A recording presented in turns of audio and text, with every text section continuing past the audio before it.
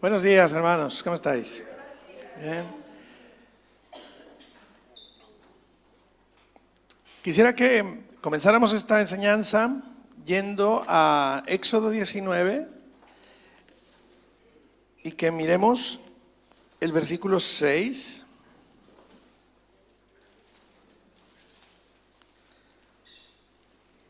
Si lo tenéis, por favor, leedlo en voz alta conmigo. Dice así: y vosotros me seréis un reino de sacerdotes y gente santa. Estas son las palabras que dirás a los hijos de Israel. Dios ha tenido un proyecto desde el principio de la creación. Desde que Él pensó en el hombre, ha tenido una idea, ha tenido un proyecto, ha tenido un propósito: tener hijos. Y que sus hijos sean una nación, un pueblo de sacerdotes para todas las naciones. En este caso de Éxodo 19, dice que estas palabras son para el pueblo de Israel, ¿verdad? Un pueblo, un reino sacerdotal. Interesante. Con el paso del tiempo, el proyecto cambió un poco, porque Dios llamó a una tribu para ser una tribu sacerdotal, la tribu de Leví, que tenía unas funciones sacerdotales para el resto del pueblo. Interesantemente, esta no era la idea original. La idea original es que Israel mismo fuera un pueblo de sacerdotes. ¿Qué cosa es un sacerdote? ¿No? Ya que estamos, ¿qué cosa es un sacerdote? Vamos a intentar definirlo de una manera informal para que nos hagamos un poco de idea. Un sacerdote viene a ser una persona que facilita el vínculo entre Dios y los hombres. Esto es un sacerdote. Un sacerdote facilita este vínculo. En el caso de lo que vamos a leer ahora, los sacerdotes del Antiguo Testamento, los Aarón como sumo sacerdote y sus hijos como ayudantes del sacerdocio, esta gente iba a venir cada día a presentar incienso, a presentar ofrendas, también diferentes sacrificios a lo largo del año, holocaustos, etcétera, para que Dios perdonara a través de estos sacrificios de animales, perdonara al pueblo de Israel. Y a través de esto, volver a ligar al pueblo, a pesar de sus pecados y sus rebeliones, volver a ligar al pueblo con Dios. O sea, el sacerdocio está pensado por Dios para hacer un vínculo entre Él y los seres humanos. ¿Hasta aquí me estoy explicando? ¿Sí? ¿Estáis bien? ¿Desayunasteis? ¿Sí? Vale. Entonces, vamos a ver, este es el primer punto, ¿no? Dios ha soñado con un pueblo sacerdotal. El sacerdote sirve para hacer un vínculo entre Dios y los hombres, ¿vale? Mientras nosotros seguimos leyendo Éxodo, que como se ha dicho antes, y siempre lo reiteramos o intentamos repetirlo, hay una serie de lecturas a lo largo del año. Estamos leyendo cada 2 días un capítulo de la Biblia, y toda la gente que no lo esté haciendo, súmese por favor, y los que están haciendo, no claudiquéis, seguid adelante, porque las lecturas, claro, están enriqueciendo mucho, ¿no? El entendimiento de lo que el Señor ha revelado en su palabra. Entonces no lo dejéis de hacer, y los que no lo estáis haciendo, sumaros. Vamos a ver, cuando llegamos a Éxodo 28, que es justamente el capítulo que nos toca leer entre ayer y hoy, nos encontramos con un llamamiento muy peculiar. Mirad, Éxodo 28. Dice: harás llegar delante de ti, versículo 1, harás llegar delante de ti a Aarón tu hermano y a sus hijos consigo, de entre los hijos de Israel, para que sean mis sacerdotes. A Aarón y a Nadab, a Abiú, Eleazar e Itamar, hijos de Aarón. Dios está delegando unas funciones sacerdotales a una familia en particular, la familia del hermano de Moisés, Aarón. ¿Vale? ¿Vamos bien? Está delegando esas funciones sacerdotales a esta familia.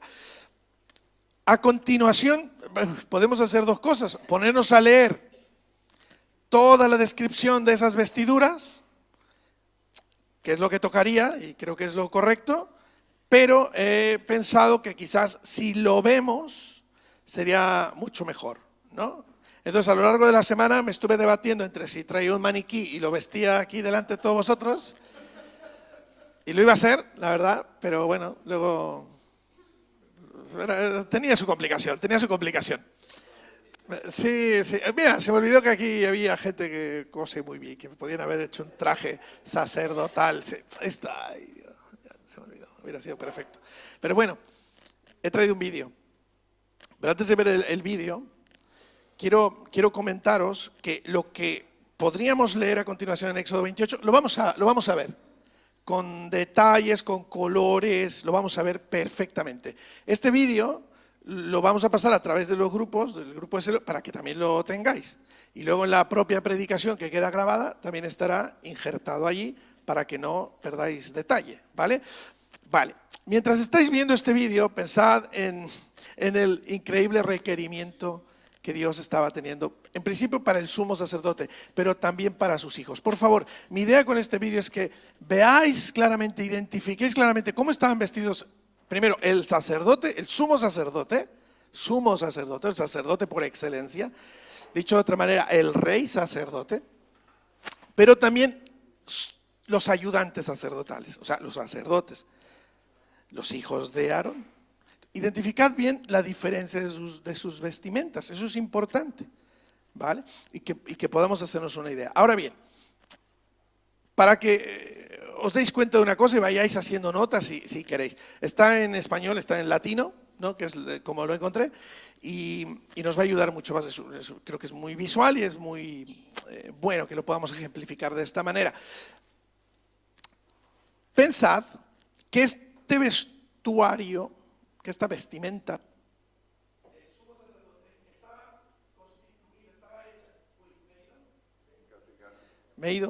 estaba hecha de 8 partes.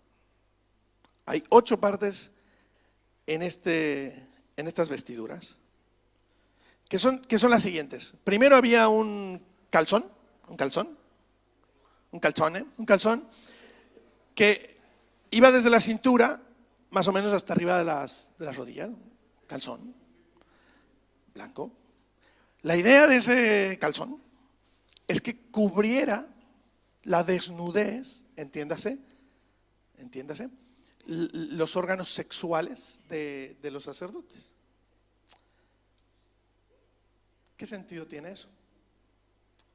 Tiene el sentido de que Dios estaba pensando que ser sacerdote para Él, ser parte del pueblo sacerdotal, no es un asunto simplemente de apariencia, sino son convicciones, son realidades que llegan hasta nuestras partes más íntimas y definen nuestro estilo de vida a todos los niveles, incluso al nivel de lo sexual. Incluso al nivel de lo sexual, he dicho incluso como si fuera una de las partes, no, prioritariamente al nivel de lo sexual, ¿no? Entonces está esa primera parte, ese calzón. Luego estaba una túnica blanca, ¿vale? Luego está un cinturón, una faja, un cinturón que ataba esa túnica blanca. Llevamos 3.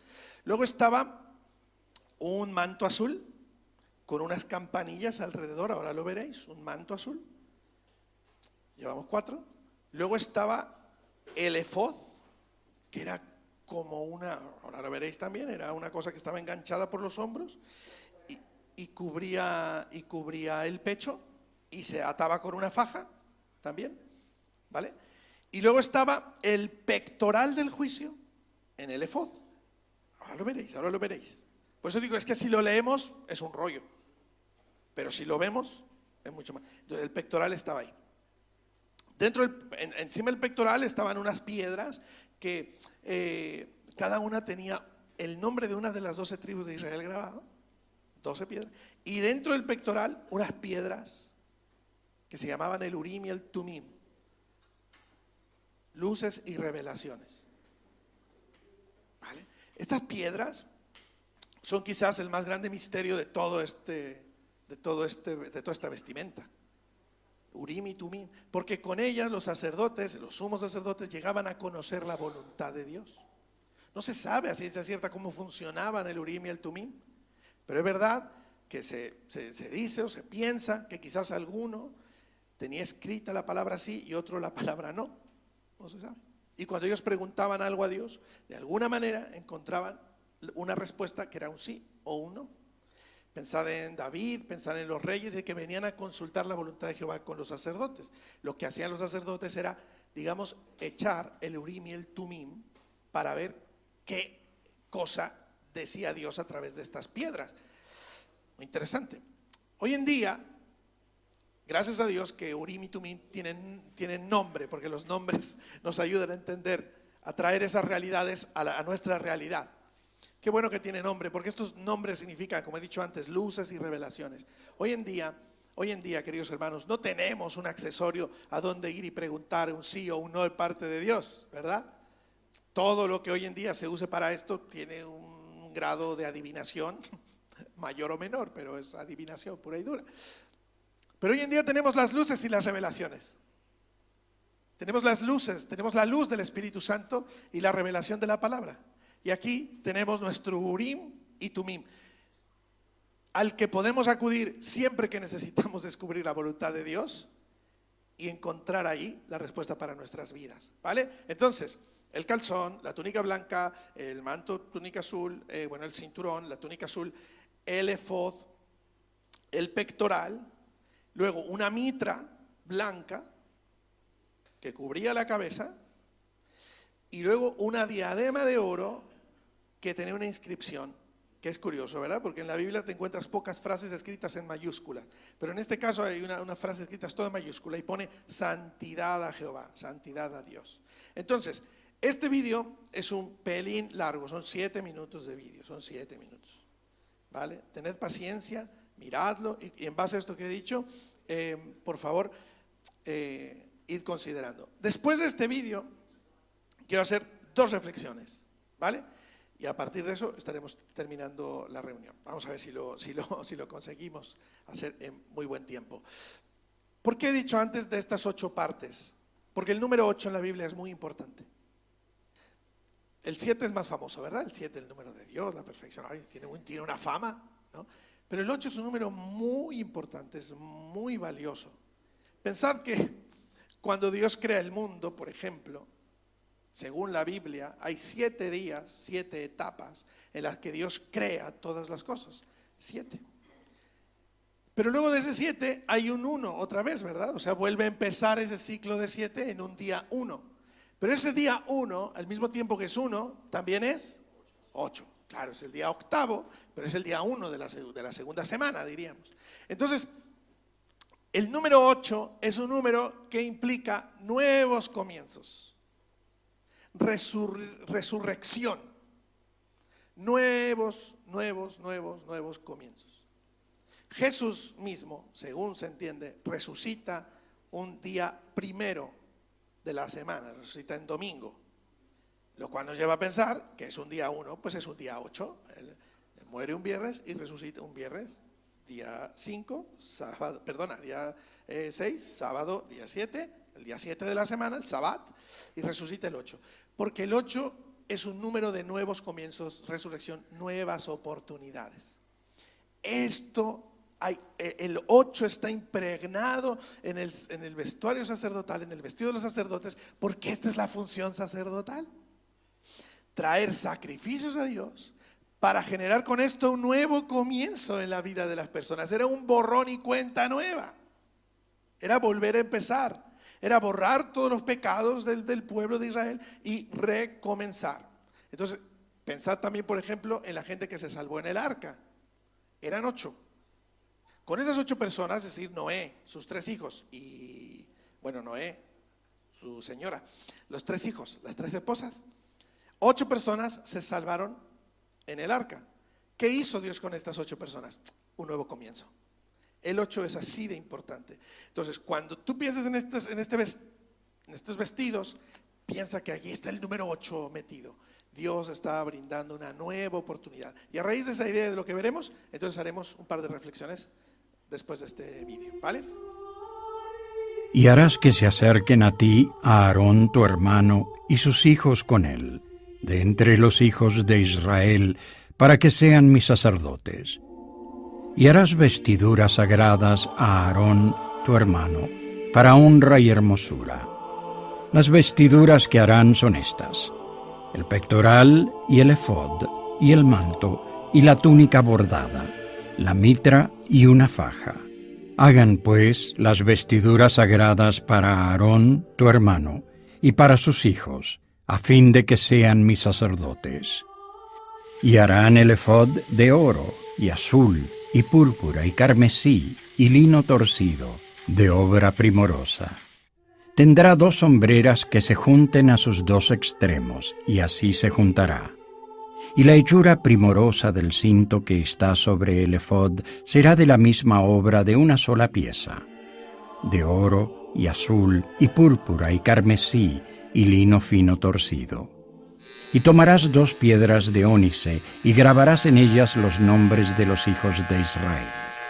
6 de sus nombres en una piedra, y los otros 6 nombres en la otra piedra, conforme al orden de nacimiento de ellos.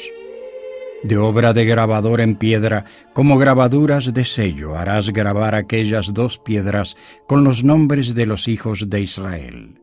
Les harás alrededor engastes de oro. Y pondrás aquellas 2 piedras sobre las hombreras del efod, como piedras recordatorias para los hijos de Israel.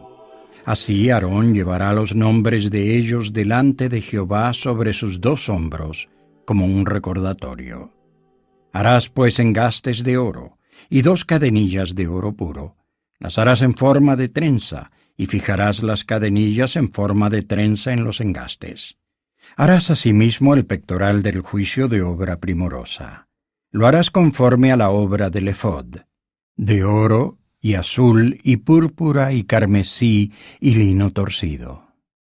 Será cuadrado y doble, de 1 palmo de largo y 1 palmo de ancho, y lo llenarás de pedrería con 4 hileras de piedras. Una hilera con una piedra sárdica, un topacio y una esmeralda. Esta será la primera hilera. La segunda hilera, una turquesa, un zafiro y un diamante. La tercera hilera, un ópalo, un ágata y una amatista. Y la cuarta hilera, un berilo, un ónice y un jaspe. Estarán montadas en sus engastes de oro. Y serán aquellas piedras, según los nombres de los hijos de Israel, 12, según sus nombres, como grabados de sello, cada una con su nombre, serán según las 12 tribus. Harás también en el pectoral cadenillas en forma de trenzas, de oro puro, y harás en el pectoral 2 anillos de oro, los cuales pondrás a los 2 extremos del pectoral. Y pondrás las 2 cadenillas de oro en los 2 anillos, a los 2 extremos del pectoral.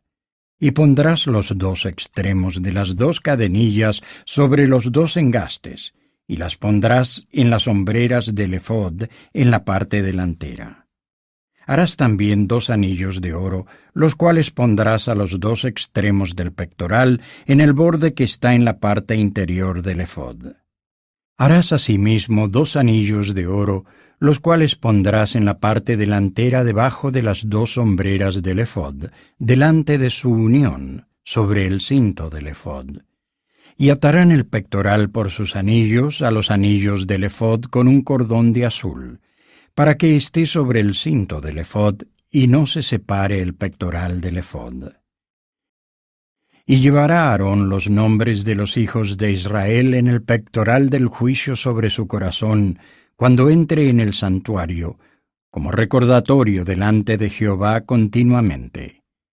Y pondrás en el pectoral del juicio el Urim y el Tumín, para que estén sobre el corazón de Aarón cuando entre delante de Jehová. Y Aarón llevará el juicio de los hijos de Israel sobre su corazón delante de Jehová de continuo. Harás el manto del efod todo de azul, y en su centro, arriba, habrá una abertura, la cual tendrá un borde alrededor, obra de tejedor, como el cuello de una cota de malla, para que no se rompa. Y abajo, en su borde inferior, harás granadas de azul y púrpura y carmesí alrededor del borde, y entre ellas y alrededor del borde pondrás campanillas de oro. Una campanilla de oro y una granada, una campanilla de oro y una granada alrededor de todo el borde del manto. Y Aarón se lo pondrá cuando ministre, y se oirá su sonido cuando él entre en el santuario delante de Jehová y cuando salga, para que no muera. Harás además una lámina de oro puro y grabarás en ella, como las grabaduras de un sello, Santidad a Jehová. Y la sujetarás con un cordón azul, y estará sobre la mitra, por la parte delantera de la mitra estará. Y estará sobre la frente de Aarón, y llevará a Aarón la culpabilidad de las cosas santas que los hijos de Israel hayan consagrado en todas sus santas ofrendas. Y sobre su frente estará continuamente, para que hallen gracia delante de Jehová. Y bordarás una túnica de lino, y harás una mitra de lino fino. Harás también una faja de obra de bordador. Y para los hijos de Aarón harás túnicas.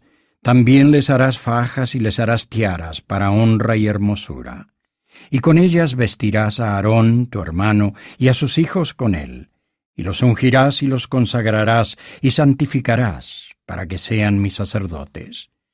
Y les harás calzoncillos de lino para cubrir su desnudez. Llegarán desde los lomos hasta los muslos. Y los llevarán puestos a Aarón y sus hijos cuando entren en el tabernáculo de reunión o cuando se acerquen al altar para servir en el lugar santo, para que no incurran en culpa y mueran. Es estatuto perpetuo para él y para su descendencia después de él.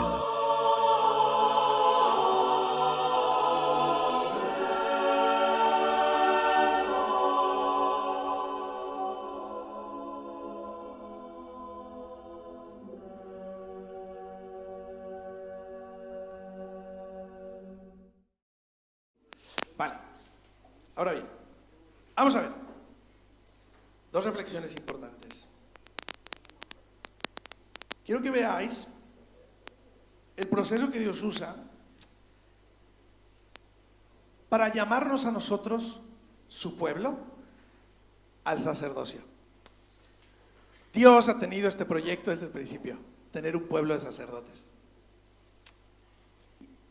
Israel no fue ese pueblo de sacerdotes que Dios soñó.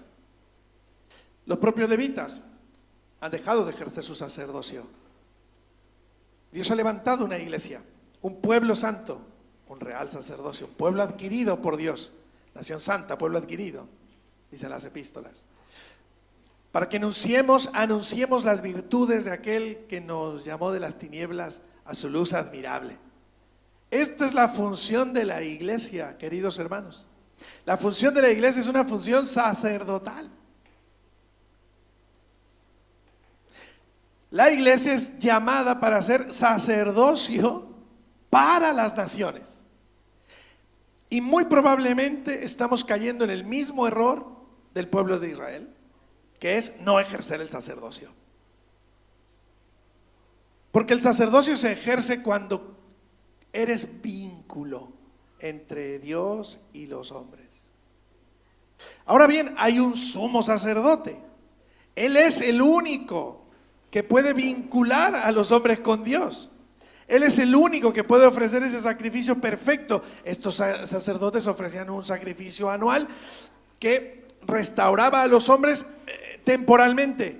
Pero según la epístola, la carta a los Hebreos, lo que dice ahí es que este sacerdote nuestro, Jesucristo, y ahora lo leeremos, ofrece un sacrificio que es perfecto, que es perpetuo.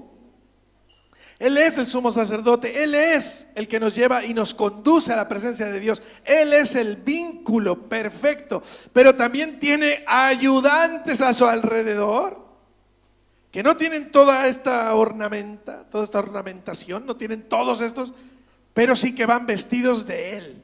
sí que van vestidos de Él y le ayudan. Y según el apóstol Pablo en su epístola a los Corintios dice que nosotros somos llamados colaboradores de Dios y que a través de nosotros, o sea, quiere decir que Dios nos usa como vínculo para las naciones, para la humanidad, aunque el vínculo perfecto es Jesucristo. O sea, nosotros no podemos ligar a nadie con Dios, pero Jesucristo sí. Nosotros podemos ayudar a la gente, facilitar que la gente conozca a Jesús, pero Jesús es el que les lleva al Padre, ¿no es así? Jesús es el que les salva, pero nosotros somos colaboradores de Dios. Y dice la palabra, dice Corintios, que Dios es como si rogara a través de nosotros a la gente: reconciliados con Dios, reconciliados con Dios. Y esa es nuestra labor sacerdotal, como ayudantes del sumo sacerdote.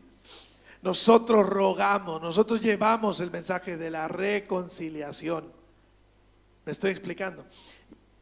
Ahora bien, ¿cómo es este proceso? ¿Cómo es este proceso? Quiero dar un golpe a nuestra manera de pensar religiosa con un sencillo versículo que está aquí en todo lo que hemos leído. Realmente lo que este vídeo ha hecho es leer el capítulo 28 de Éxodo, no se inventó nada. Lo leía, lo hablaba muy bonito con esa voz profunda. Mirad. Ay, perdón, se me ha perdido. El versículo 41 de Éxodo 28 dice: y con ellos vestirás a Aarón tu hermano y a sus hijos con él. Y atención, y los ungirás, los consagrarás y santificarás para que sean mis sacerdotes. Quiero resumir en 4 palabras el proceso, que no solo está escrito aquí de esta manera tan escueta, sino que en el siguiente capítulo 29, en la consagración de Aarón y sus hijos, veréis que el procedimiento se ha respetado tal cual está expresado en este versículo. El procedimiento o el proceso es este: vestir, ungir, consagrar y santificar. Este es el proceso que Dios usa, primero, para llevarnos a su reino y para que nosotros efectuemos un sacerdocio santo para Él. Esta es la manera que Dios usa. Nos viste, nos unge, nos consagra y nos santifica. En ese orden. Voy a repetir esta frase porque me es muy importante que este mensaje quede claro en nuestros corazones. Dios nos viste primero, luego nos unge, luego nos consagra, luego nos santifica. En ese orden. Repito, en ese orden. Esto es un increíble golpe a nuestra manera religiosa de pensar. Porque la conclusión a la que muchos de nosotros hemos llegado es que Dios hace al revés las cosas. Es decir, nosotros queremos que el proceso sea exactamente al revés. Y por eso estamos, la gran mayoría de las veces, digo hermanitos de otra iglesia, los de esta no, porque aquí todo va de maravilla. Hermanitos de otra iglesia, que no lo pillan estas cosas, pero aquí, madre mía, bueno, es ilustrativo, no más para que lo sepáis, no porque a vosotros os pase. Pero entonces tenemos vidas, aquellos tienen vidas espirituales frustradas. Porque queremos vivir un procedimiento al revés de lo que Dios diseñó. El procedimiento es vestir, ungir, consagrar, santificar. Nosotros en nuestra mente religiosa y farisaica, primero pretendemos que la gente se santifique, que no tengan mancha alguna, que no tengan errores éticos, morales, que se santifiquen. Y entonces si los vemos santificados, pues entonces ya se les puede consagrar, vamos a decir, pues para hacer alguna cosita. Si esa persona hace bien esa cosita que se le encarga, pues a lo mejor va al siguiente paso, que es ungirle. Vale, entonces ya puedo considerar que esta persona puede estar ungida realmente para ejercer algún ministerio, para llevar adelante la vida cristiana. Y entonces ya, por decirlo de alguna manera, se le viste, ¿no? O se le considera ya con una autoridad, con un esto. Fíjate cómo, y por favor reflexionadlo y decidme si no es que pensamos así. Primero santifícate, ya el Señor con eso te consagrará. Si te lo ganas te unge y entonces ya te vestirá, pero cuidado. Jolín, iba a decir jolín macho, no lo digo porque suena mal, pero te digo otra cosa. Hermanitos, increíble, porque el procedimiento de Dios es exactamente al revés. Dios no puede hacer nada si no te viste primero. Según Isaías 61 dice que en los últimos versículos dice que el Señor nos ha vestido de justicia, como a novia ataviada para la boda. Primero nos viste de justicia, nos declara justos. Y tú dices, pero no lo somos. No, pero nos declara justos. Él nos viste de sacerdotes, Él nos viste con esa gloria, nos viste con esa honra. Y a partir de ese vestuario que nos da, que ese vestuario es Cristo, nos unge con su Espíritu Santo. El Espíritu Santo viene a morar en nuestro espíritu. Ni una cosa ni la otra nos la ganamos. Es un llamamiento inmerecido de Dios. Viene sobre nosotros esa justicia de Cristo y somos ungidos con el Espíritu Santo de Dios. Y el Señor Jesús mismo decía: el Espíritu del Señor está sobre mí, porque me ha ungido el Señor. Me ha ungido, ha venido sobre mí. Después de la unción viene la consagración. Es decir, enfocarte en el propósito y destino que Dios tiene para tu vida. Pero Dios no te va a consagrar si primero no te ha vestido y te ha ungido, si no ha hecho las cosas más elementales. Y a partir de eso, el Señor se encargará de santificarte. Empezamos a vivir un proceso de santificación, que ese es el desarrollo de la vida cristiana per se, a lo largo de los días, de los meses, de los años. Pero hacia esa santificación caminamos ya vestidos, ungidos y consagrados. ¿Quién logró todo eso para nosotros? Jesucristo.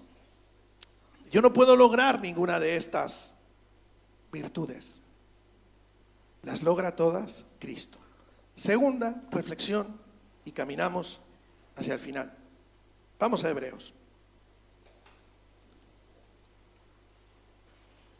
Hebreos, en el capítulo 4, versículo 14. ¿Sabéis que hay una cosa muy interesante? Aquí hay gente muy entendida de la palabra, y la verdad es que yo lo digo con honestidad, predicar aquí delante es un disfrute, pero también es un reto, porque hay gente que sabe mucho. Hay gente que sabe mucho. Hay diferentes niveles, pero hay gente que sabe mucho. Entonces es un gran reto, ¿no? Entonces este tipo de apuntes, como el que voy a hacer ahora, los hago pues para que estemos todos un poco en el mismo entendimiento, ¿no? Pero hay una materia que se llama hermenéutica, ¿no?, que se trata de la interpretación de las Escrituras. Y hay algunas reglas de hermenéutica que son todas son importantes, todas son básicas, pero hay unas que son así, primordiales: el A, la A, la B y la C, ¿no? Y la A, digamos, es que la Biblia se interpreta a sí misma. Entonces hay una cosa muy oscura en la Biblia. Oye, ¿esto qué significará? Tú sigue leyendo, que más tarde te lo explicará. ¿Cuándo? Yo no sé, tú tira, te lo explicará, vendrá la explicación. ¿Cómo interpreto esto del sacerdote para mí hoy en día, este sumo sacerdote? Tú tira, que la Biblia se va a interpretar a sí misma, te va a ayudar a interpretarla. En sus páginas encontrarás la respuesta a todas las preguntas que ella misma te ha venido formulando antes. Es impresionante la revelación divina. Y aquí encontramos una interpretación del sumo sacerdote, Hebreos 4:14. Por tanto, teniendo un gran sumo sacerdote que traspasó los cielos, Jesús, el Hijo de Dios, retengamos nuestra profesión. ¿Cuál es nuestra profesión? Gracias, Jaume. ¿Cuál es nuestra profesión? sacerdotes. ¿Gracias a quién? Al sumo sacerdote. Dice, gracias a este sumo sacerdote retengamos nuestra profesión, porque no tenemos un sumo sacerdote que no pueda compadecerse de nuestras debilidades, sino uno que fue tentado en todo según nuestra semejanza, pero sin pecado. Acerquémonos pues confiadamente al trono de la gracia para alcanzar misericordia y hallar gracia para el oportuno socorro. Porque todo sumo sacerdote tomado de entre los hombres es constituido a favor de los hombres en lo que a Dios se refiere, para que presente ofrendas y sacrificios por los pecados, para que se muestre paciente con los ignorantes y extraviados, puesto que él también está rodeado de debilidad, y por causa de ella debe ofrecer por los pecados, tanto por sí mismo como también por el pueblo. Y nadie toma para sí esta honra sino el que es llamado por Dios, como lo fue Aarón. Así tampoco Cristo se glorificó a sí mismo haciéndose sumo sacerdote, sino el que le dijo: tú eres mi hijo, yo te he engendrado hoy. Como también dice en otro lugar: tú eres sacerdote para siempre según el orden de Melquisedec. Y Cristo, en los días de su carne, ofreciendo ruegos y súplicas con gran clamor y lágrimas al que le podía librar de la muerte, fue oído a causa de su temor reverente. Y aunque era hijo, por lo que padeció aprendió la obediencia. Esto es muy importante, hermanos. Jesús aprendió la obediencia. Esa placa dorada que pone santidad a Jehová, Él lo aprendió. Esa santidad es una obediencia total. Esa santidad es la obediencia total de Cristo, que lo aprendió a través, según dice aquí, ¿de qué? De lo que sufrió, de lo que padeció. Y habiendo sido perfeccionado, vino a ser autor de eterna salvación para todos los que le obedecen. Y fue declarado por Dios sumo sacerdote según el orden de Melquisedec. Capítulo 8 de Hebreos, versículo 1. Ahora bien, el punto principal de lo que venimos diciendo es que tenemos tal sumo sacerdote, el cual se sentó a la diestra del trono de la majestad de los cielos, ministro del santuario y de aquel verdadero tabernáculo que levantó el Señor y no el hombre. Porque todo sumo sacerdote está constituido para presentar ofrendas y sacrificios, por lo cual es necesario que también éste tenga algo que ofrecer. Así que estuviere sobre la tierra, ni siquiera sería sacerdote, habiendo aún sacerdotes que presenten las ofrendas según la ley, los cuales sirven a lo que es figura y sombra de las cosas celestiales, como se le advirtió a Moisés cuando iba a erigir el tabernáculo, diciéndole: mira, haz todas las cosas conforme al modelo que se te ha presentado en el monte. Pero ahora tanto mejor ministerio es el suyo. El ministerio de Cristo es mucho mejor que el ministerio de los sacerdotes tipo Aarón. ¿Por qué? Porque es mediador de un mejor pacto, establecido sobre mejores promesas. Porque si aquel primero hubiera sido sin defecto, ciertamente no se hubiera procurado lugar para el segundo. Porque reprendiéndoles dice: vienen días, dice el Señor, en que estableceré con la casa de Israel y la casa de Judá un nuevo pacto, no como el pacto que hice con sus padres el día que los tomé de la mano para sacarlos de la tierra de Egipto, porque ellos no permanecieron en mi pacto y yo me desentendí de ellos, dice el Señor. Por lo cual este es el pacto que haré con la casa de Israel. Después de aquellos días, dice el Señor, pondré mis leyes en la mente de ellos. ¿Ves? La mente. Ahí está la mitra. La mitra, esa mitra, ese sombrero, vamos a decir, no sé, ese gorro sobre la cabeza, porque aquí está el problema, en nuestra cabeza. Y por eso tenemos que vestirnos de sacerdotes, para cubrir nuestra cabeza, llevar cautivos nuestros pensamientos a la obediencia de Cristo. Entonces aquí lo desglosa, aquí lo empieza a impartir de esta manera. Pondré mis leyes en su mente y sobre su corazón las escribiré. Wow. El efod, el urim, el tumim, la voluntad de Dios escrita en nuestro corazón. Una vida sin religión, una vida profunda de relación viva, dinámica con Dios. ¿Estáis aquí, hermanos?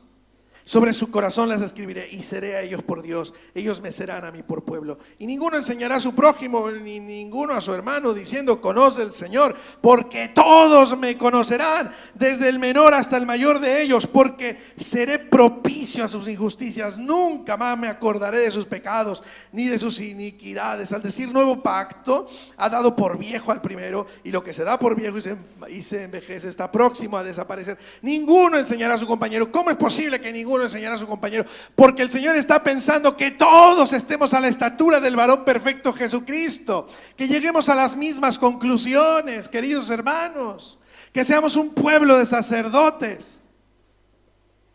Dios en este momento de la historia no está pensando en que haya un grupo, un club de personas, de ungidos que lo sepan todo y que le revelen la voluntad de Dios a todos los demás feligreses. Ese no es el modelo que Dios revela. Es el modelo que Dios no está pretendiendo que vivamos. El modelo que Dios quiere es que todos sirvamos, que todos seamos ese vínculo para que la humanidad conozca a Jesucristo, que todos ejerzamos nuestra profesión de sacerdotes, que estimemos mejor al otro antes que nosotros, que nos amemos, que haya vida, que haya dinamismo espiritual, que alcancemos a este mundo, que nos salgamos de nuestra maldita comodidad que no tiene otro nombre, una comodidad evangélica de cultitos, y que vayamos y ejerzamos nuestro sacerdocio, y que toquemos a nuestros vecinos, que toquemos a nuestros compañeros, que encuentren en nosotros otra mente, otro carácter, otro sistema, y no porque les agarramos a bibliazos a la primera que podemos, maldito pecador desgraciado, no, sino porque ven en nosotros el vínculo, la coherencia de una vida comprometida con Dios, de una vida que ha sido vestida, ungida, consagrada y santificada. Ya está. No me miréis feo. Ya está. Vamos a cantar para terminar esta reunión. Pedro, el equipo nos va a ayudar a despedirnos.